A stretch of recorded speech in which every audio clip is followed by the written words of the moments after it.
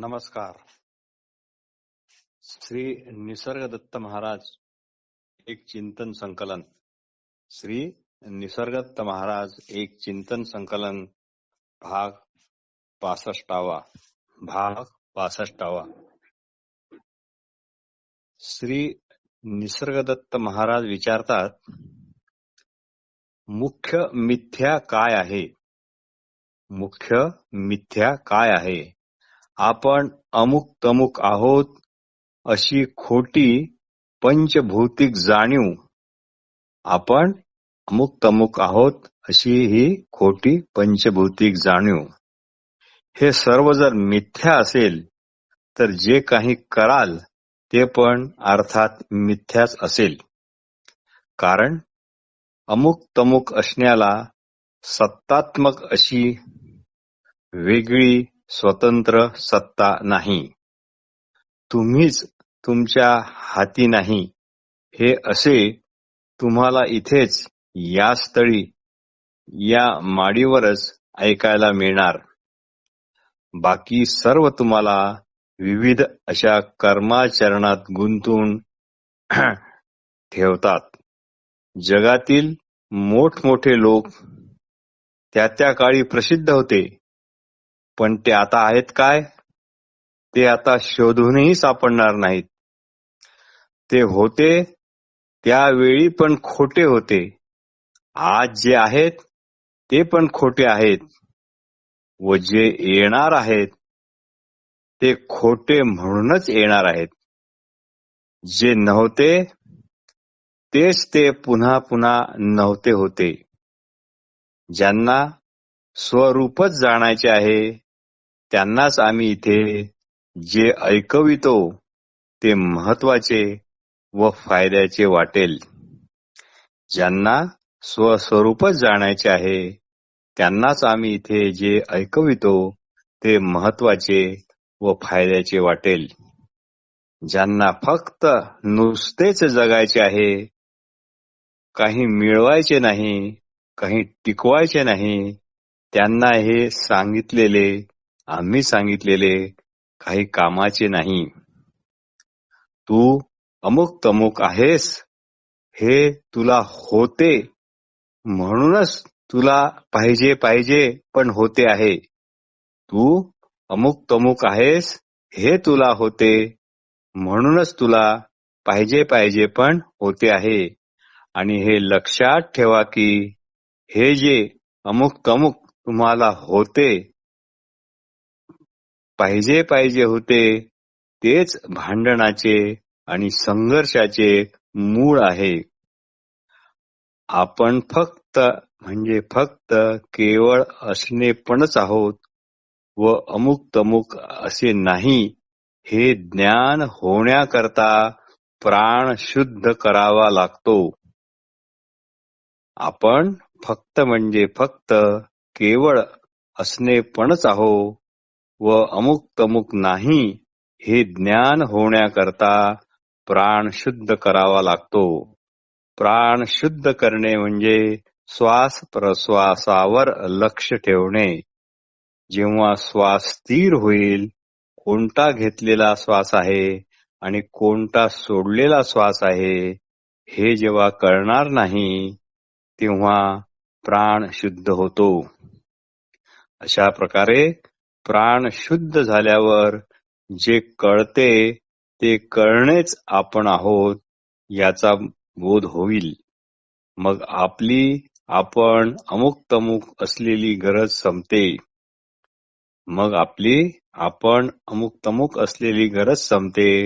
मग सर्व व्यवहार आपोआप होत राहतात. अनेक प्रकारच्या दृश्यामध्ये आपला देहही एक दृश्यच आहे हे जेव्हा आपल्याला जाणवेल हेच खरे ते ध्यान होय. अनेक प्रकारच्या देहामध्ये आपला देहही एक दृश्यच आहे. स्वतःच्या दृष्टीने आणि इतरांच्याही दृष्टीने हे जेव्हा आपल्याला जाणवेल हेच खरे ध्यान होय. जगामध्ये तुम्ही सर्वप्रथम काय करता? तुम्ही अमुक तमुक असण्याची जाणीव सांभाळायला मागता. तुम्हीच अमुक तमुक असण्याची जाणीव सांभाळायला मागता, त्यामुळे बाकी सर्व गोष्टी गौण ठरतात. खरे म्हणजे जन्म मरण असे काहीही नाही. फक्त जे जाणवते ते जाणवणे बंद पडते. पंचमहाभूतांच्या रसामध्येच कळतेपणाचे बीज आहे. मी कोण हा प्रश्न विचारणाराच जर नसेल तर चौकशी कोण कोणाची करणार? मी कोण हा प्रश्न विचारणाराच जर नसेल तर चौकशी कोण आणि कोणाची करणार? चैतन्याच्या ठिकाणी मी कोण, तू कोण हे प्रश्न म्हणजे केवळ वाह्यातपणा होय. हे प्रश्न म्हणजे केवळ वाह्यातपणा होय. तू स्वतःच स्वतः असल्याची जाणीव म्हणजे शुद्ध असणेपणाची जाणीव. ही रोज लक्षपूर्वक पहा आणि तीच बाळगा, तेवढेच पुरे. तुमची जाणीव तुम्हाला हवी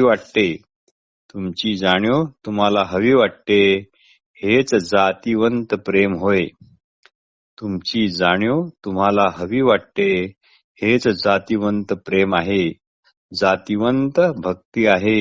हिच्यावरच लक्ष ठेवा, घट्ट धरा, म्हणजे अमुक तमुक असे जे होते व त्यामुळे जे हर्ष विषाद होतात ते होणार नाहीत. मूळ माया म्हणजे हे आत्मप्रेम. तसेच माया म्हणजे जे दिसते भासते ते नसूनही आहे असे वाटणे होय. माया म्हणजे जे दिसते भासते ते नसूनही आहे असे वाटणे होय. जगात आत्मप्रेमा इतका मोह नाही, म्हणूनच आपण नसावे असे कधीच कुणाला वाटूच नाही शकत नाही. आपल्या देहासहित सर्व देहाकृती आहेत. आपल्या देहासहित इतर सर्व प्राणीमात्रांच्या देहाकृतीच आहेत. त्या पडल्यावर गाढव, उंदीर, माणूस, डास वगैरे वगैरे सर्व सारखेच. इतरांचे किंवा एकमेकांचे अन्न म्हणून सर्वांची स्थिती ही इथून तिथून एकच. शेणात आपोआप निर्माण झालेले शेणकिडे कोणत्या ब्रह्मदेवाने निर्माण केले सांगा बरे? शेणात आपोआप निर्माण केलेले शेणकिडे कोणत्या ब्रह्मदेवाने निर्माण केले? या सर्व भाकड कथा आहेत. जगाचे असे काही बाही ऐकल्याने तुम्ही बांधल्या गेले आहात. जो गुणांचा जाणता आहे तोच गुणांची माहिती, गुणांचे रहस्य पण सांगू शकतो. आपणाला केवळ आपणच आहो हे ज्यामुळे कळते ती गुणमाया हीच मूळ माया. मूळ माया हा सत्वाचा गुण आहे. गुणांच्या मुख्य 2 अवस्था आहेत, जाग व झोप. गुणांच्या मुख्य 2 अवस्था आहेत, जाग व झोप. झोपेतून जागे होताच गुणांचा सहवास लगेच सुरू होतो. त्या लगेचच्या अगोदरच्या नेमक्या क्षणाला पकडून राहा. झोपेतून जागे होताच गुणांचा सहवास लगेच सुरू होतो. त्या लगेचच्या अगोदरच्या नेमक्या क्षणाला पकडून राहा. मूळ माया म्हणजे जे आपले स्वतःचे स्वतःवर प्रेम आहे तेच होय. आपण आणखी टिकावे याची तिला फार आवड आहे. ही तिची आवड म्हणजेच आपल्याला आपण नसावे असे कधीच वाटत नाही ते होय. ती स्वतःवर प्रेम करत नाही तर ती स्वतःच प्रेम आहे, ती स्वतःच आवड आहे. सत्वगुण जेव्हा अतिशुद्ध होतो तेव्हा तो माफीचा साक्षीदार बनून सर्व हकीकत सांगून टाकतो. सत्वगुण जेव्हा अतिशय शुद्ध होतो तेव्हा तो माफीचा साक्षीदार बनून स्वतःची सर्व हकीकत सांगून टाकतो. काहीच आडपडदा ठेवत नाही, याला संत महात्मे साधू असे म्हणतात. तात्पर्य, प्राणच व्यवहार करतात, तुम्ही नाही. तात्पर्य, प्राणच व्यवहार करतात, तुम्ही नाही. इतकेच पक्के लक्षात ठेवा. तुम्ही तुमच्या मर्जीने श्वासही घेऊ शकत नाही, तो बंदही करू शकत नाही. शरीरातून जे विषयुक्त पदार्थ बाहेर पडतात, घाम, अश्रू, वीर्य, मलमूत्र, रजस्राव, थुंकी, लाळ, नखे, कानातील मळ, शेंबूड, केस इत्यादी जे बाहेर पडतात, त्यावर तुमचा ताबा नाही. म्हणून श्री निसर्गदत्त त्यांच्या खास शैलीत म्हणतात की, आपण काया नाही, आपण फक्त ती वागवतो, आपण फक्त ती बाळगतो, आपण फक्त ती पाळतो. पण हे जे म्हटले आहे की आपण काया नाही, आपण फक्त ती वागवतो, बाळगतो, हे ज्याच्याने कळते, हे ज्याच्याने कळते त्याला म्हणजे दॅटला, त्याला असे म्हटल्यास हे व्यक्तिवाचक वाचते, त्याला असे म्हणतात हे व्यक्तिवाचक वाटते, पण तसे ते नाही. तर ज्याच्याने हे आपण काया नाही, आपण फक्त ती वागवतो, बाळगतो, हे ज्याच्याने कळते त्याला म्हणजे दॅटला, तर ज्या दॅटला कळते त्याला कोणताही शब्द न देऊन, थोडा वेळ शांत बसून, कोणताही शब्द न उच्चारता, कोणताही शब्द त्याला न देता फक्त पहावे. ज्या दॅटला कळते त्याला कोणताही शब्द न देऊन फक्त थोडा वेळ शांत बसून काही न उच्चारताच त्याकडे फक्त पहावे. हेच खरे नामस्मरण होय. नाम न घेता केलेले असे हे अद्भुत नामस्मरण आहे. म्हणून श्री निसर्गदत्त महाराज म्हणतात, चैतन्य चैतन्य म्हणून जे आहे ते केवळ आपणच आहोत. यालाच शुद्ध ज्ञान म्हणतात. काया कुठल्याही प्राणीमात्रांच्या असोत, येतात जातात. आकाश या खोलीतून त्या खोलीत कधीच जात नाही, त्याप्रमाणे चैतन्य हे नेहमी जागच्या जागीच असून केवळ स्फुरत आहे. आकाश ज्या या खोलीतून त्या खोलीत कधीच जात नाही, त्याप्रमाणे चैतन्य नेहमी जागच्या जागी राहून केवळ स्फुरत आहे. कारण स्फुरत राहणे हा चैतन्याचा मूळ स्वभाव आहे. आणि आश्चर्य असे की चैतन्याला आपण स्फुरत आहोत हे ठाऊकच नाही, हे माहीतच नाही. ते वस्फुरण म्हणजे चैतन्य वस्फुरण यात भेद नाही. जशी नर्तकी आणि तिचे नृत्य यात नृत्य चालू असताना भेद नसतो, तेथे फक्त नृत्यच असते. म्हणून स्वरूपी राहणे हाच खरा धर्म, बाकी सर्व अधर्म. सकाळी आलेल्या सूक्ष्म जागेकडे लक्ष ठेवा, यातच गुरुचे दर्शन घ्या. स्वस्वरूपाची भूक होती म्हणूनच साधक हा शोधक बनला. स्वस्वरूपाची भूक होती म्हणूनच साधक हा शोधक बनला. आणि परमार्थ जेव्हा सिद्ध होईल तेव्हाच कळेल की जाग आणि झोप यांच्या आधीचा तू आहेस. आणि परमार्थ जेव्हा सिद्ध होईल तेव्हाच कळेल की जाग आणि झोप याच्या आधीचा तू आहेस. मग तुझा गणवेश म्हणा किंवा गुणवेश म्हणा, मग तुझा गणवेश गुणवेश काय? जाग कायमची वस्तीला राहत नाही.